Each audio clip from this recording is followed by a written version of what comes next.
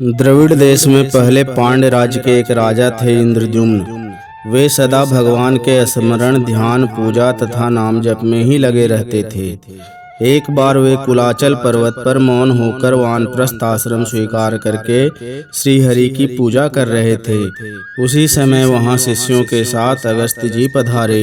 राजा उस समय भगवान के पूजन में लगे थे, अतः न तो कुछ बोले और न उन्होंने उठकर मुनि का सत्कार ही किया।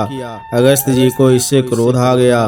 उन्होंने शाप देते हुए कहा, यह मूर्ख मतवाले हाथी की भांति बन गया है। ब्राह्मण का यह अपमान करता है, अतः इसे हाथी की योनि प्राप्त हो। शाप देकर अगस्त्य जी चले गए। उनके शाप के प्रभाव से शरीर छूटने पर राजा इंद्रद्युम्न क्षीर सागर के मध्य त्रिकूट पर्वत पर हाथी हुए। वे बड़े ही बलवान थे। उनके भय से वहां व्याघ्र सिंह भी गुफाओं में छिप जाते थे। एक बार वे गजराज अपने यूथ की हाथनियों और हाथी के बच्चों के साथ वन में घूम रहे थे। धूप लगने पर जब प्यास लगी तब कमल की गंध सूंघते हुए वह यूथ वहां के सरोवर में पहुंचा। वह सरोवर बहुत ही विशाल था। उसमें स्वच्छ जल भरा था, कमल खिले थे। सभी हाथियों ने जल पिया, स्नान किया और परस्पर सूंड में जल लेकर उछालते हुए जल क्रीड़ा करने लगे।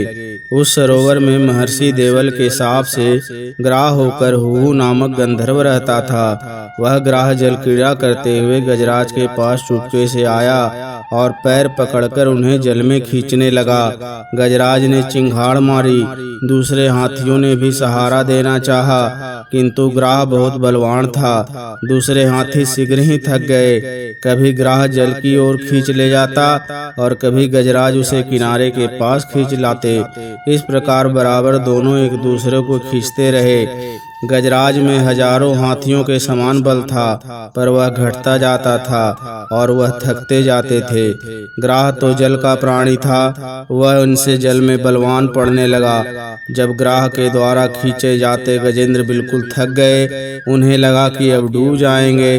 तब उन्होंने भगवान की शरण लेने का निश्चय किया। पूर्व जन्म की आराधना के प्रभाव से उनकी बुद्धि भगवान में लगी।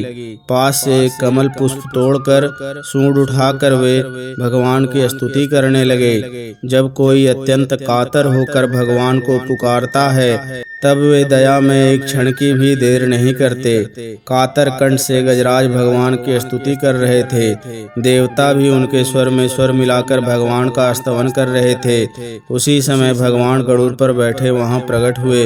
भगवान का दर्शन करके गजराज ने वह पुष्प ऊपर उछालकर कहा, नारायण, निखिल जगत के गुरु भगवान, आपको नमस्कार है। आते ही भगवान ने एक हाथ से गजराज को ग्राह के सहित जल में से निकालकर पृथ्वी पर रख दिया।